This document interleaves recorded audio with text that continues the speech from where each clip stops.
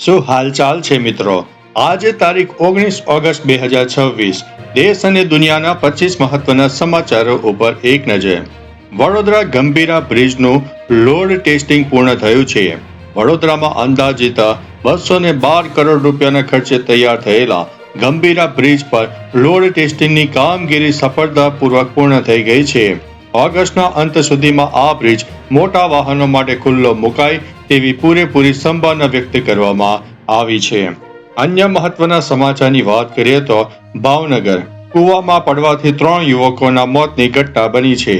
ભાવનગર પંથકમાં જુગારની રેડ કરવા આવેલા પોલીસ બંદોબસ્તથી બચવા ભાગી રહેલા યુવકો પૈકી કૂવામાં પડી જવાથી 3 યુવકોના મોત થયા હોવાનો બનાવ ચર્ચામાં આવ્યો છે, જે અંગે પોલીસ દ્વારા તપાસ હાથ ધરવામાં આવી છે. અન્ય મહત્વના સમાચારની વાત કરીએ તો મહીસાગર ગિલેન બારે સિન્ડ્રોમ રોગના કેસો અત્યારે વધી રહ્યા છે. મહીસાગર જિલ્લામાં જીબીએસ રોગના વધુ 2 નવા કેસ સામે આવતા કુલ આંકડો 7 ઉપર પહોંચી ગયો છે. આ બીમારીથી એક બાળકનું મોત થતા આરોગ્ય વિભાગ સંપૂર્ણપણે એલર્ટ મોડ ઉપર આવી ગયો છે. અન્ય મહત્વના સમાચારની વાત કરીએ તો અમદાવાદ એસઓજી દ્વારા હાઇબ્રિડ કેનાબિસ ઝડપાઈ.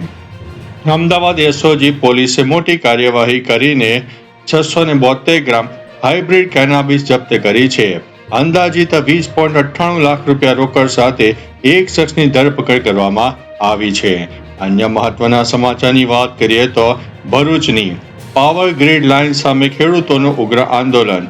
ભરૂચ જિલ્લાના હાંસોટ, અંકલેશ્વર, જંબુસર અને આમોદ પંથકના ખેડૂતોએ પાવર ગ્રીડ લાઇનના વિરોધમાં વિશાળ ટ્રેક્ટર રેલી કાઢીને વિરોધ પ્રદર્શન કર્યું હતું. અન્ય મહત્વના સમાચારની વાત કરીએ તો અમદાવાદની શાળાઓની કેન્ટીનમાં ફૂડ સેફ્ટી વિભાગનું ચેકિંગ. મ્યુનિસિપાલિટીના ફૂડ વિભાગ દ્વારા શાળામાં તપાસ હાથ ધરવામાં આવી છે, જેમાં સેન્ટ ઝેવિયર્સ શાળાની કેન્ટીનમાં ગંદકી અને અનિયમિતતા જણાતા તેને સીલ કરી દેવામાં આવી છે. અન્ય મહત્વના સમાચારની વાત કરીએ તો પાલીતાણાની શત્રુંજય પર્વત પર સિંહોની અવરજવર પર ખાસ નજર રાખવામાં આવી રહી છે.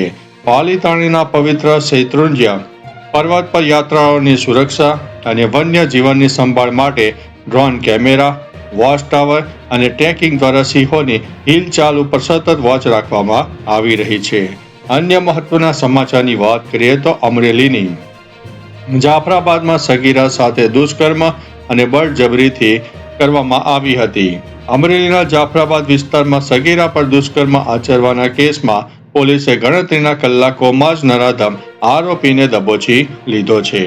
આગળ વધ્યાને વાત કરીએ તો સુરેન્દ્રનગરની 1856ની ઐતિહાસિક વઢવાણ સહકારી શાળાને તાળા.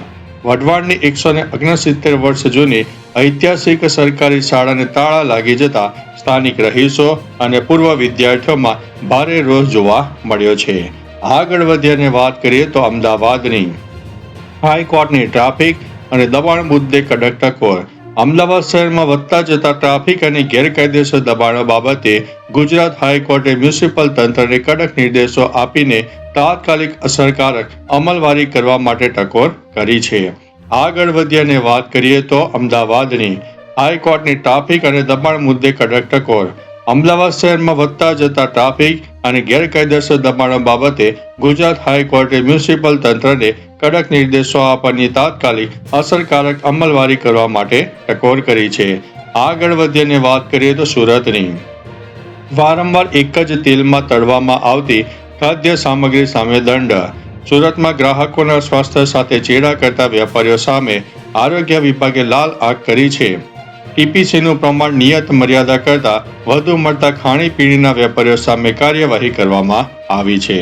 આગળ વધ્યાને વાત કરીએ તો જૂનાગઢની નોકરીની લાલચ આપીને છેતરપિંડી આચરનાર પિતા પુત્ર ઝડપાયા છે. જૂનાગઢમાં લોકોને સરકારી કે અન્ય નોકરી અપાવવાની લાલચ આપીને લાખો રૂપિયાની ઠગાઈ કરનાર પિતા પુત્રને પોલીસે કોરા ચેક, નકલી સ્ટેમ્પ અને દૂધ ડેરીના સાહિત્ય સાથે ઝડપી પાડ્યા છે. આગળ વધ્યાને વાત કરીએ તો વડોદરાની ખાડા રાજ અને પ્રશાસન સામે નાગરિકોનો આક્રોશ. વડોદરા શહેરમાં ચોમાસા દરમિયાન બગડેલી રસ્તાઓની હાલત અને ખાડાઓના સામ્રાજ્યને લઈને મેયર દ્વારા અધિકારીઓ સામે ખુલ્લો અસંતોષ વ્યક્ત કરવામાં આવ્યો છે. અન્ય મહત્વના સમાચારની વાત કરીએ તો જામનગરની માતા પિતાના ભરણ પોષણ અંગે ઐતિહાસિક અદાલતી આદેશ.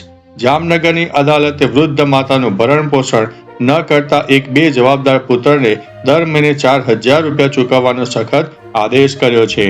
અન્ય મહત્વના સમાચારની વાત કરીએ તો અરવલ્લીની શ્રાવણ માસ નિમિત્તે ઉત્કંઠેશ્વર મહાદેવ મંદિરે ભક્તોની ભીડ જોવા મળી. શ્રાવણ મહિનાના દિવસોમાં ગુજરાતના પ્રખ્યાત પ્રાચીન ઉત્કંઠેશ્વર મહાદેવ, જેમાં ખાસ કરીને ગુજરાતના કાશી વિશ્વનાથ તરીકે જાણીતા, તેમાં દૂર દૂરથી શ્રદ્ધાળુઓ દર્શનાર્થે ઉમટી પડ્યા છે.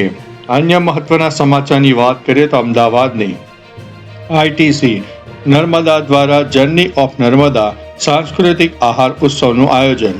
અમદાવાદની પ્રખ્યાત હોટલ દ્વારા ગુજરાત, મધ્યપ્રદેશ અને મહારાષ્ટ્રની સંસ્કૃતિ અને ખાનપાનને ઉજાગર કરતો વિશેષ સાપ્તાહિક પ્રોગ્રામ યોજાયો હતો. અન્ય મહત્વના સમાચારની વાત કરીએ તો રાજકોટની સાયબર ક્રાઇમ અને ડિજિટલ ફ્રોડ સામે પોલીસનું જાગૃતિ અભિયાન. સોશિયલ મીડિયા અને ઓનલાઈન ટ્રાન્ઝેક્શનમાં વધતા જતા ફ્રોડને અટકાવવા માટે સાયબર ક્રાઇમ બ્રાન્ચ દ્વારા ખાસ હેલ્પલાઇન અને જાગૃતિ અભિયાન વેગવંતુ બનાવવામાં આવ્યું છે. અન્ય મહત્વના સમાચારની વાત કરીએ તો પંચમહાલની મોરવા હડપ પંથકમાં ભારે વરસાદી ઝાપટા જોવા મળ્યા. પંચમહાલ જિલ્લાના ગ્રામ્ય વિસ્તારોમાં અસહ્ય ઉકળાટ બાદ મેઘરાજાએ પુનઃ મહેર કરી હતી, જેનાથી ખેતી પાકને નવજીવન મળ્યું છે. અન્ય મહત્વના સમાચારની વાત કરીએ તો બનાસકાંઠાની સરહદી વિસ્તારમાં એજન્સીઓ દ્વારા સુરક્ષા વ્યવસ્થા સઘન કરવામાં આવી. બનાસકાંઠાના સરહદી અને સંવેદનશીલ વિસ્તારોમાં તંત્ર તથા સુરક્ષા એજન્સીઓ દ્વારા અસામાજિક તત્વો પર નજર રાખવા માટે સઘન ચેકિંગ હાથ ધરવામાં આવ્યું છે. અન્ય મહત્વના સમાચારની વાત કરીએ તો નવસારીની અંબિકા નદીના જળસ્તર પર તંત્રની નજર. દક્ષિણ ગુજરાતમાં પડી રહેલા છૂટાછવાયા વરસાદના પગલે નવસારીની અંબિકા અને પૂર્ણા નદીના જળસ્તર પર સિંચાઈ વિભાગ દ્વારા સતત મોનિટરિંગ રાખવામાં આવી રહ્યું છે. આગળ વધીએ અને વાત કરીએ તો ગાંધીનગરની રાજ્યભરમાં આગામી દિવસોમાં વરસાદી મિજાજ યથાવત રહેશે. હવામાન વિભાગની આગાહી મુજબ આગામી 23 ઓગસ્ટ સુધી ગુજરાતના જુદા જુદા 6 વિસ્તારોમાં વરસાદનું યલો એલર્ટ આપવામાં આવ્યું છે. આગળ વધીએ અને વાત કરીએ તો કચ્છની નલિયા અને આસપાસના વિસ્તારમાં પવનની ગતિ વધી. કચ્છ પંથકમાં દરિયાકાંઠાના વિસ્તારોમાં તેજ પવન ફૂંકાવાને કારણે માછીમારોને દરિયો ન ખેડવા માટેની વહીવટી તંત્ર દ્વારા સૂચના આપવામાં આવી છે. અન્ય મહત્વના સમાચારની વાત કરીએ તો ખેડાની નડિયાદ અને આસપાસના માર્ગો પર વાહન વ્યવહાર ધમધમતો રહ્યો. ખેડા જિલ્લાના મુખ્ય મથક નડિયાદ તથા આસપાસના ગ્રામ્ય માર્ગો પર તહેવારોની મોસમને લઈને બજારોમાં ખરીદી માટે ભારે ભીડ જોવા મળી છે.